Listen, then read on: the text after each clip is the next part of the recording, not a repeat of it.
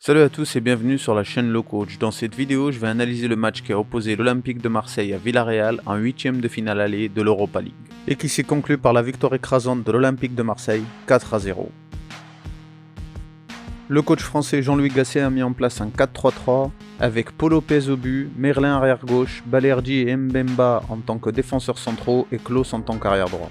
Au milieu un trio Harit, Vertu et Kondogbia en 6. Et en attaque on retrouve sur l'aile gauche Aubameyang, en pointe Ndiaye et sur l'aile droite Sarr.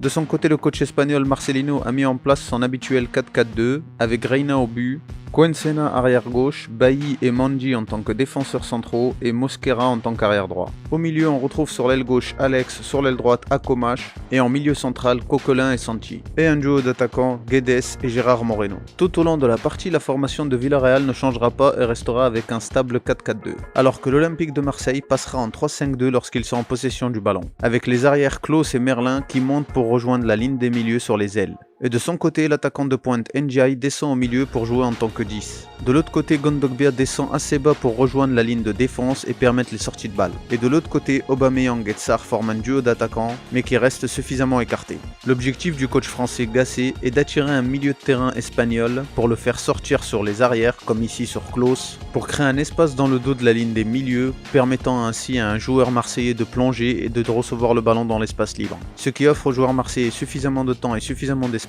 pour décider des prochaines actions, comme par exemple centrer dans la surface de réparation où Ndiaye est en train de plonger. Et c'est ce que l'on va voir à plusieurs reprises lors de la rencontre, avec les Marseillais qui multiplient les rotations et les déplacements entre l'axe et l'aile. Comme ici le joueur Harit qui quitte l'axe pour aller sur l'aile lorsque le ballon arrive à Merlin, pour étirer la défense adverse et créer un espace au milieu de terrain, ce qui permet à Merlin de trouver Aubameyang en pivot dans l'espace libre. Encore une fois le ballon arrive à Merlin, alors Harit quitte l'axe pour aller sur l'aile pour écarter le milieu adverse. Aubameyang plonge à nouveau dans l'espace libre au milieu et il est servi par Merlin, et cette fois-ci il arrive à servir un coéquipier en pivot de la tête qui écarte sur l'aile droite dans l'espace libre dans la course de Klose. Le bloc défensif adverse est totalement déstabilisé, Klose est totalement seul pour centrer et il arrive à trouver Harit au second poteau totalement seul qui reprend le centre d'une reprise de volée mais sa frappe est arrêtée par le gardien de but Reina. C'était une grosse occasion menée par une action qui déstabilise totalement le bloc adverse. Et c'est là qu'on voit clairement le plan de combinaison et de rotation sur les ailes mis en place par Gasset.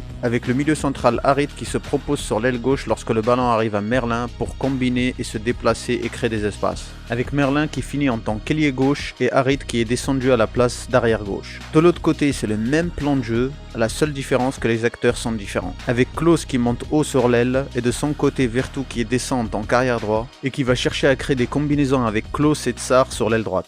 Avec les arrières qui montent aussi haut sur le terrain, cela déstabilise la ligne de défense marseillaise. Alors pour offrir plus d'assurance à la défense marseillaise, Gasset demande à Kondogbia de descendre au milieu de la défense pour organiser le jeu, pour éviter le 1 contre 1 entre les deux défenseurs centraux et les deux attaquants de Villarreal, Guedes et Moreno. Avec un joueur en plus dans la ligne de défense marseillaise, cela leur permet d'être en surnombre sur les attaquants de Villarreal et leur permet de sortir facilement le ballon. Et lorsque ce n'est pas Kondogbia qui descend au milieu de la défense, c'est Vertu qui descend et Kondogbia s'écarte pour prendre la place de Vertu. Cette rotation entre les joueurs permet de déstabiliser le marquage fait par l'adversaire. Et lorsque Marseille n'est pas en possession du ballon, elle a une formation en 4-1-4-1, avec que Ndiaye en tant qu'attaquant de pointe, et Aubameyang et Sarr qui reculent pour rejoindre la ligne des milieux et former une ligne à 4. L'objectif des Marseillais, enfermer l'adversaire sur l'aile avec un pressing intensif, lorsque l'adversaire décide de passer par l'aile.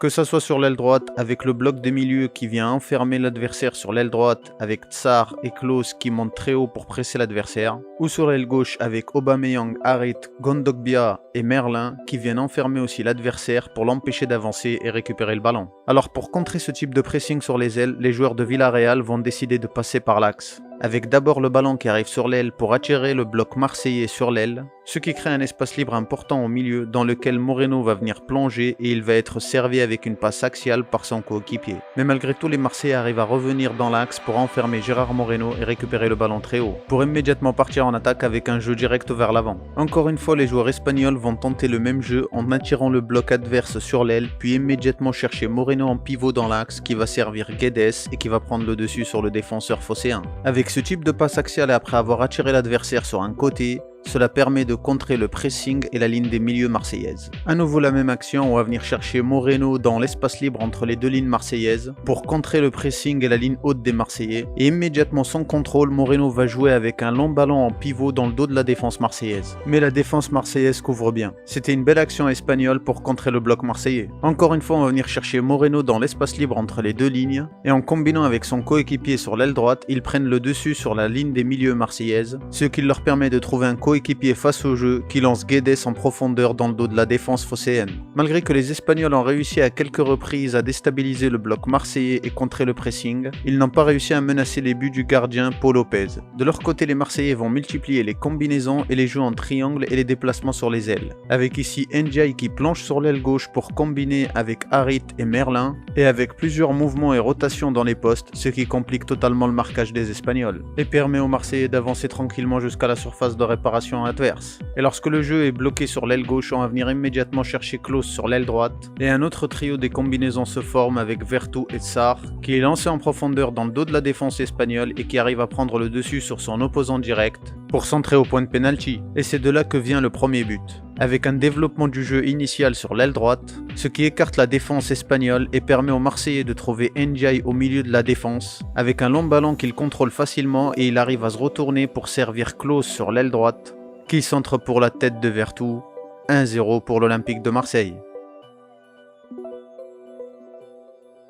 Après ce premier but, les Marseillais continuent leur plan de jeu avec des combinaisons sur l'aile gauche entre Merlin et Harit qui va amener le second but. Merlin sert Harit dans le dos de la défense et il arrive à rentrer dans la surface de réparation adverse. Il essaye de remettre le ballon en retrait pour un coéquipier, mais le ballon est contré par Komsana puis par Mosquera qui envoie le ballon au fond de ses propres filets.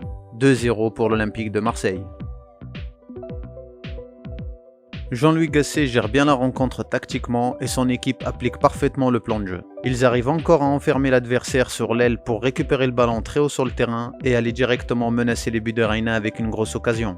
De plus, lorsque le bloc défensif espagnol devient compact et très bas sur le terrain, les Marseillais continuent de se centrer dans la surface de réparation pour amener le danger, et lorsque les Espagnols récupèrent le ballon et essayent de profiter du surnombre important en attaque des Marseillais pour mener une contre-attaque, alors les Marseillais appliquent un repli défensif rapide et une agressivité importante sur le porteur du ballon pour annuler toute contre-attaque. Et ça s'est vu à plusieurs reprises, comme sur cette action où Guedes récupère le ballon et essaye de partir en attaque, puis immédiatement il se retrouve enfermé par 3 joueurs marseillais. Il perd le ballon et le ballon est récupéré par Ndiaye qui part immédiatement en attaque pour servir Vertu sur l'aile droite qui va centrer dans la surface de réparation, mais son centre est pour personne au second poteau. Et c'est là à nouveau que Ndiaye va accélérer pour aller presser l'adversaire et essayer de prendre le ballon pour l'empêcher d'avancer et de se retourner pour jouer face au jeu. Et c'est là réellement le symbole du nouveau visage de l'Olympique de Marseille, avec une véritable volonté à multiplier les efforts, à multiplier les courses, à agresser l'adversaire et jouer physiquement sur lui, avec cette notion de verticalité à la récupération du ballon pour partir immédiatement en attaque.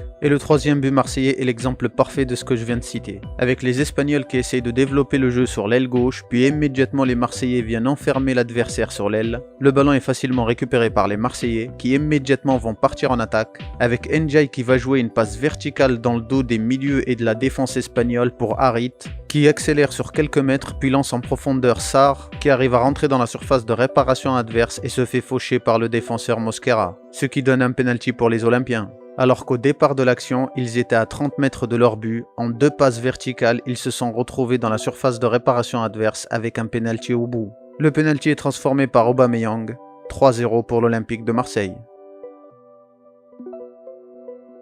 À 3-0, le match est totalement maîtrisé par les Olympiens, avec ici un corner marseillais repoussé par la défense espagnole, mais encore une fois la contre-attaque est bloquée par les joueurs marseillais qui viennent récupérer le ballon très haut sur le terrain et immédiatement multiplient les rotations et les combinaisons sur l'aile pour déstabiliser le bloc adverse. Et même si la défense espagnole dégage le ballon, il est immédiatement récupéré par les milieux de terrain marseillais à 35 mètres des buts de Reina, ce qui leur permet de maintenir la pression sur les buts de Villarreal. Avec ici Vertu qui centre immédiatement dans la surface de réparation, mais le ballon arrive à Aubameyang sur l'aile gauche, et à nouveau, les combinaisons et les rotations sur l'aile gauche se mettent en place, ce qui offre une grosse occasion de but pour les Marseillais. Les Marseillais ne cessent de s'amuser sur l'aile en déstabilisant le bloc adverse, et les combinaisons et les rotations se multiplient. Le coach espagnol Marcelino sentant que la pression augmente de plus en plus sur l'aile droite avec les montées fréquentes de Klose, il décide alors de faire rentrer l'arrière gauche Alberto Moreno, Moreno, mais son coaching n'est pas du tout payant, car sur l'action du 4e but marseillais, avec un ballon dégagé par la défense marseillaise, où le ballon est récupéré par les Espagnols et ici on essaye de combiner avec Alberto Moreno, qui essaye de trouver Parejo mais il réalise une très mauvaise passe alors qu'il est totalement seul.